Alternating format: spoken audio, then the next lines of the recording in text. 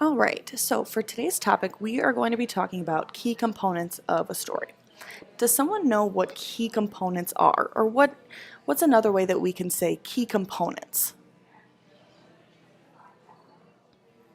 So key components of a story are the parts of the story that are the most important. So they can be the climax of the story, the problem, the solution, characters, and the setting. So there's a lot of different things that can be considered key components. And it's important for us to recognize key components in a story so they can help us when we're writing our summaries once we read a story. So one of the first things we should think about are the characters. So after we read a story, we should think, who were the characters in the story and what was their role? In every book that you read, it will be different because characters have different roles and there's going to be different characters in each story that you read.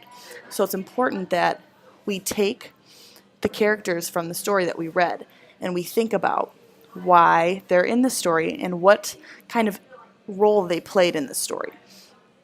Because there's villains, we have heroes, there's a lot of different ways that we can characterize our characters. So that's very important that we focus on characters.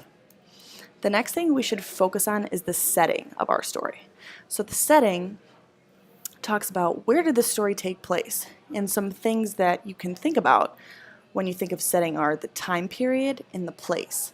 So if I were to read a book about ancient Egypt, that time period was a very long time ago, and the place that was in Egypt. So those are some things that can help us think about the setting of a story. If there was a story about a dog playing catch outside, the setting in that story would be outside or in the backyard.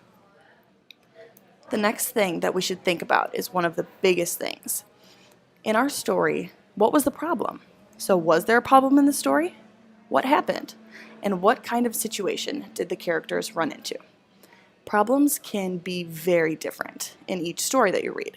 So sometimes it's tricky to find the problem in the story and be able to identify it. But a lot of the times it's the main part of the story or the climax or the biggest part of the story, or it can be something that the characters run into or a decision that has to be made.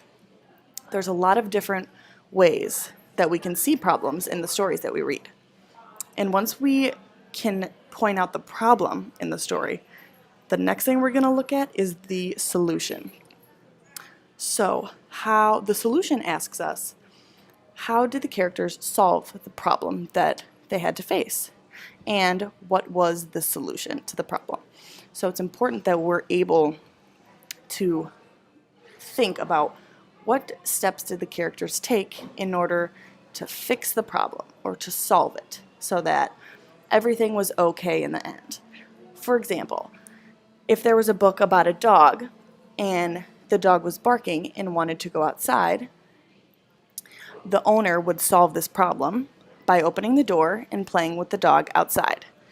So in every story that we read, it will be different. Every problem and solution will be different, but a lot of the times they're the biggest part of the story, and it's something that we should always look out for.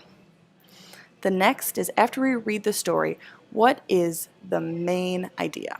So after we read it, what was the biggest concept or idea of the story, and why was it important?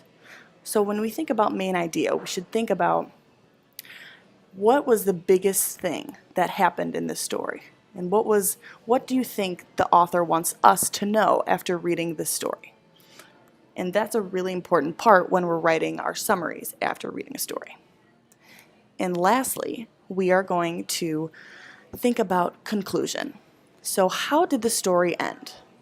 Why did the characters do what they did in the end of the story?